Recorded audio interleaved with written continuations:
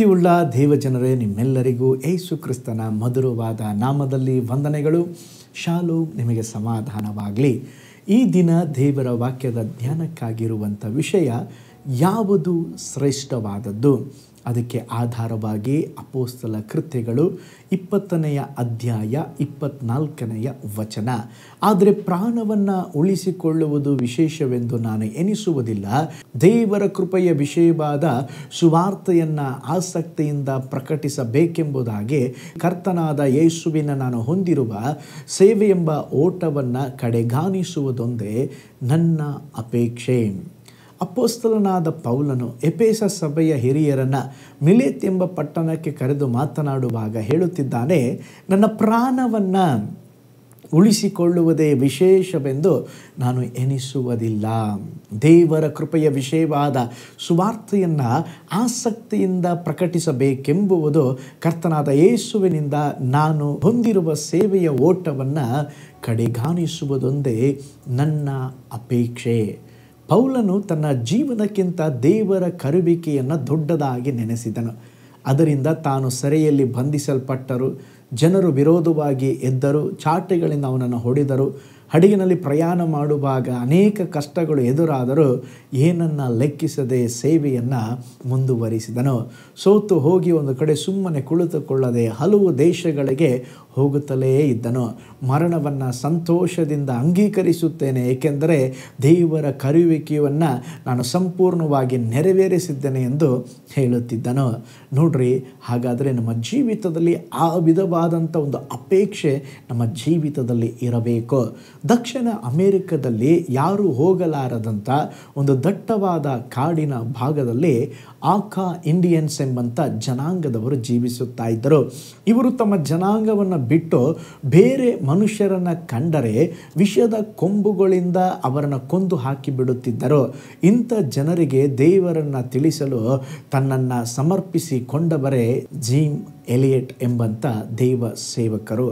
ಅವರ ಭಾಷೆಯನ್ನು ಕಲಿತುಕೊಂಡರು, ಅವರೊಂದಿಗೆ ಬೆರೆಯಲು, ಆ ಜನರಿಗೆ ಸುವಾರ್ತೆಯನ್ನು ತಿಳಿಸಲು ಒಂದು ಮಾರ್ಗವನ್ನು ಹುಡುಕಿ ತನ್ನ 4 ಸ್ನೇಹಿತರೊಂದಿಗೆ ಸೇರಿ ಒಂದು ಚಿಕ್ಕ ವಿಮಾನದಲ್ಲಿ ಆ ಕಾಡಿನ ಬಳಿಯಲ್ಲಿ ಹೋದರು. ಸ್ತೋತ್ರ. ಆ ಜನರಿಗೆ ಸ್ತೋತ್ರ ಊಟಕ್ಕೆ ಅಥವಾ ಅವರು ಉಪಯೋಗಿಸಿಕೊಳ್ಳುವುದಕ್ಕೆ ಕೆಲವೊಂದು ವಸ್ತುಗಳನ್ನು ಕೊಟ್ಟರು. ಆ ಜನರು ಅದನ್ನು ಸಂತೋಷವಾಗಿ ಅಂಗೀಕರಿಸಿದರು. ಆದರೆ ತಮ್ಮ ಜೀವವನ್ನು ಲೆಕ್ಕಿಸದೆ, ಯಾವುದಕ್ಕೆ ಹೆದರದೆ ಆ ಕಾಡಿನೊಳಗೆ ನೇರವಾಗಿ ಹೋಗಿ ಸೇವೆ ಮಾಡೋನೆಂಬುದಾಗಿ 5 ಜನರು ಆ ಕಾಡಿನಲ್ಲಿ ಹೋದಾಗ ಆ ಕಾಡಿನ ಜನರು ಈ ಜನರನ್ನು ವಿಷದ ಅಂಬುಗಳನ್ನು ಚುಚ್ಚಿ ಸಾಯಿಸಿ ಬಿಟ್ಟರು. ನೋಡ್ರಿ, ಆ 5 ಮಿಷನರಿಗಳು ಸತ್ತು ಹೋಗ್ಬಿಟ್ರು, ಮರಣ ಹೊಂದಿದ್ರು, ರಕ್ತ ಸಾಕ್ಷಿಗಳಾದರು. ಆದರೆ ಆ ಸೇವೆಯನ್ನು ಬಿಡದೆ ಆತನ ಹೆಂಡತಿ, ಮಕ್ಕಳು ಆ ಜನಾಂಗವನ್ನು ಹೇಗಾದರೂ ದೇವರ ಕಡೆಗೆ ನಡೆಸಬೇಕೆಂಬಂಥ ದಾಹದಿಂದ ತಿರುಗಿ ಜಿಮ್ ಎಲಿಯಟ್ ಎಂಬಂಥ ಆ ಸೇವಕರ ಹೆಂಡತಿಯಲ್ಲಿ ಸೇವೆಗಾಗಿ ಬಂದರು. ದೇವರು ಅದ್ಭುತವಾಗಿ ಅವರ ಮೂಲಕ ಆ ಸ್ಥಳದ ಜನರನ್ನು ಸಂಧಿಸಿದರು. ಯಾವ ವ್ಯಕ್ತಿ ಅವರನ್ನು ಕೊಂದು ಹಾಕಿದನೋ ಅವನು ರಕ್ಷಿಸಲ್ಪಟ್ಟ. ಆ ವ್ಯಕ್ತಿಗೆ ಅವರ ಮಗನಿಂದ ದೀಕ್ಷಾ ಸ್ಥಾನವನ್ನು ತೆಗೆದುಕೊಂಡ. ನೋಡ್ರಿ, ಜೀವವನ್ನು ಕೂಡ ಲೆಕ್ಕಿಸದೆ ಅವರು ಸೇವೆಗಾಗಿ ಹೋದರು, ತಮ್ಮ ಜೀವವನ್ನು ಪಣಕ್ಕಿಟ್ಟರು. ಪ್ರೀತಿಯುಳ್ಳ ದೇವಜನರೇ, ಕೆಲವರು ಸೇವೆ ಅಂದರೆ ಅದೊಂದು ಏನೋ ಜೀವನ ಉಪಾಯಕ್ಕಿರುವಂಥದ್ದೆಂಬುದಾಗಿ ನೆನೆಸ್ತಾರೆ. ಸೇವೆ ಅಂದರೆ ಅದೊಂದು ದೊಡ್ಡ ಕಾರ್ಯ. ಸೇವೆ ಅಂತ ಹೇಳಿದ್ರೆ ಅದಕ್ಕಿಂತ ಒಂದು ದೊಡ್ಡ ಭಾಗ್ಯ ಯಾವುದೂ ಇಲ್ಲ.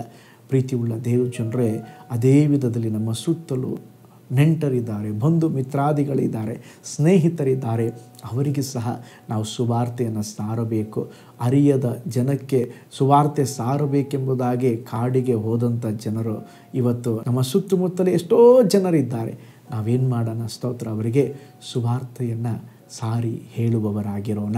ಪ್ರೀತಿಯುಳ್ಳ ದೇವಜನರೇ, ಅಪೊಸ್ತಲ ಪೌಲನು, ಜಿಮ್ ಎಲಿಯಟ್ ಅವರು ಅವರ ಜೀವನವನ್ನು ದೊಡ್ಡದಾಗಿ ನೆನೆಸಲಿಲ್ಲ, ದೇವರ ಕರೆಯುವಿಕೆಯನ್ನು ದೊಡ್ಡದಾಗಿ ನೆನೆಸಿದರು. ಇವತ್ತು ನಮ್ಮ ಜೀವನದಲ್ಲಿ ಯಾವುದು ಶ್ರೇಷ್ಠವಾಗಿ ನೆನೆಸುತ್ತಿದ್ದೇವೆ? ಹಣವ, ಪದವಿಯ, ವಿದ್ಯಾರ್ಹತೆಯನ್ನು ಅಥವಾ ಓ ಸ್ತೋತ್ರ ದೇವರ ಪ್ರೀತಿಯ. ಹಾಗಾದರೆ ದೇವರನ್ನು ಪ್ರೀತಿಸುವುದಾದರೆ ನಿಮ್ಮ ಹಣವನ್ನು ಮಿಷನರಿ ಸೇವೆಗೆ ಖರ್ಚು ಮಾಡಬಹುದು. ಮಿಷನರಿಗಳಿಗಾಗಿ ಪ್ರಾರ್ಥಿಸಲು ನಿಮ್ಮ ಸಮಯವನ್ನು ಖರ್ಚು ಮಾಡಬಹುದು. ಅಷ್ಟಲ್ಲದೆ ನೀವೇ ಮಿಷನರಿಗಳಾಗಿ ಬರಬಹುದು, ನೀವೇ ಸೇವೆಗಾಗಿ ಬರಬಹುದು. ತನ್ನ ಪ್ರಾಣವನ್ನು ಉಳಿಸಿಕೊಳ್ಳಲು ಬಯಸುವವನು ಅದನ್ನು ಕಳೆದುಕೊಳ್ತಾನಂತೆ, ಆದರೆ ಯೇಸುವಿನ ನಿಮಿತ್ತವಾಗಿ ತನ್ನ ಪ್ರಾಣವನ್ನು ಕಳೆದುಕೊಳ್ಳುವವನು ಅದನ್ನು ಪಡೆದುಕೊಳ್ಳುತ್ತಾನಂತೆ. ಹಾಗಾದರೆ ಸುವಾರ್ತೆಯನ್ನು ಸಾರುವ ಒಂದೇ ಅಪೇಕ್ಷೆ ನಮಗೂ ಇರಲಿ. ಕಣ್ಗಳನ್ನು ಮುಚ್ಚೋಣ, ಪ್ರಾರ್ಥಿಸೋಣ. ಪರಲೋಕದ ತಂದೆಯೇ, ನೀನು ಒಳ್ಳೆಯ ದೇವರು ಸ್ವಾಮಿ. ಅಪ್ಪ, ಈ ಲೋಕದಲ್ಲಿ ಒಂದು ಒಳ್ಳೆಯ ಕೆಲಸ ಇರುವುದಾದರೆ ಅದು ನಿಮ್ಮ ಕೆಲಸಪ್ಪ. ನಮ್ಮ ಜೀವಿತದಲ್ಲಿ ಎಸಪ್ಪ ಇನ್ನೂ ನಾವು ಹೆಚ್ಚಾಗಿ ನಿಮ್ಮನ್ನು ತಿಳಿಯಬೇಕು, ಅರಿಯಬೇಕು, ನಿಮಗಾಗಿ ಬಾಳಬೇಕಪ್ಪ. ದೇವರೇ, ಸುವಾರ್ತೆಗಾಗಿ ಅನೇಕ ಜನರನ್ನು ಈ ದಿನಗಳಲ್ಲಿ ಎಬ್ಬಿಸಿರಪ್ಪ.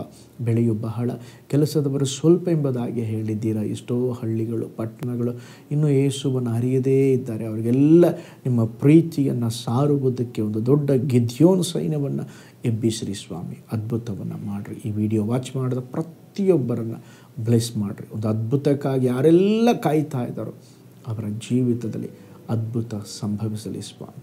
ಯೇಸುವಿನ ಹೆಸರಿನಲ್ಲಿ ತಂದೆಯೇ, ಆಮೇನ್. Price lord. ಹಾಗಾದರೆ ನಮ್ಮ ಜೀವಿತದಲ್ಲಿ ದೇವರ ಪ್ರೀತಿಯನ್ನು ಪ್ರಕಟಿಸಲು, ದೇವರಿಗಾಗಿ ಜೀವಿಸಲು ನಮ್ಮನ್ನು ಒಪ್ಪಿಸಿಕೊಡೋಣ. ದೇವರು ನಿಮ್ಮನ್ನು, ನಿಮ್ಮ ಕುಟುಂಬವನ್ನು ಬ್ಲೆಸ್ ಮಾಡಲಿ. ಮತ್ತೊಂದು ದೈನಂದಿನ ಧ್ಯಾನದಲ್ಲಿ ನಾನೇ ಮನಸ್ಸು ಸಂಧಿಸ್ತೇನೆ.